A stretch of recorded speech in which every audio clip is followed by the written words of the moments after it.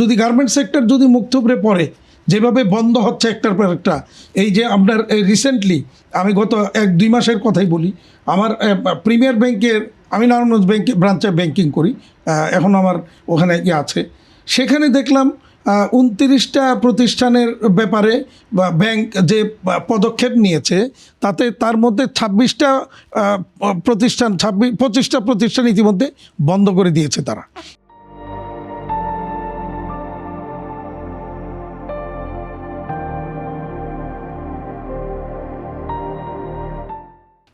নানাভাবে এবং ব্যাংকিং, আমি সোজা কথা যদি বলি, আমরা বিগত সরকারের সময় দেখেছি যে কিভাবে ব্যাংক লুটপাট হয়েছে, কিভাবে দেশের থেকে টাকাটা বিদেশে পাচার হয়েছে, এগুলি শুনেছি আমরা।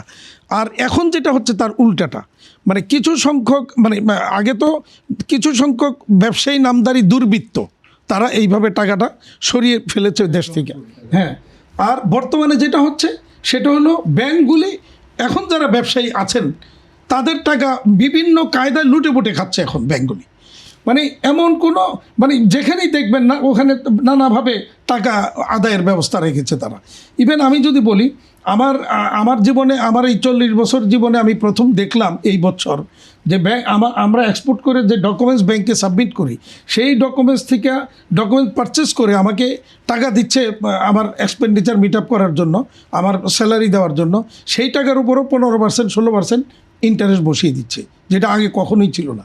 তো নানা কায়দায় ব্যাংকগুলি এখন আমাদের থেকে টাকা হাতিয়ে নিচ্ছে, কিছু করার নেই। আমাকে মানে নানা রকমের কাগজে সই করে নিচ্ছে, ইভেন আমার বউ বাচ্চা সহ মর্গেজ করে তারা নিয়ে নানা কায়দায় আমাকে এই ব্যবসা করার মানে সুযোগটা আমাকে তারা ওর বিনিময়ে দিচ্ছে। কিন্তু এই ব্যবসা করে বর্তমানে আমি অন্তত মিনিমাম আমি বলবো 80% আমার গার্মেন্টস ইন্ডাস্ট্রি লুজিং কনসার্ন এবং লসে রান করতেছে। কিন্তু তারপরেও কিন্তু এনবিআর কিন্তু আমার কাছ থেকে এআইটি হিসেবে যে টাকাটা নিয়ে যাচ্ছে সেটা কিন্তু ফেরতও দিচ্ছে না, সমন্বয় করছে না, বা পরবর্তী বছরের জন্য রিজার্ভও রাখছে না। ফলে কি হচ্ছে, আমাকে ওই যেই টাকাটা আমার নিয়ে গেল সেই টাকাটাকে মানে ট্যাক্সেবল ফিগার বানাবার জন্য কত টাকা আমার প্রফিট করা লাগে, একটা ফেক এবং ফলস আমি স্টেটমেন্ট মানে তৈরি করতেছি, একটা ব্যালেন্স শিট তৈরি করতেছি, করে মানে ট্যাক্স অফিস আমাকে রিটার্ন দাখিল করতে হচ্ছে।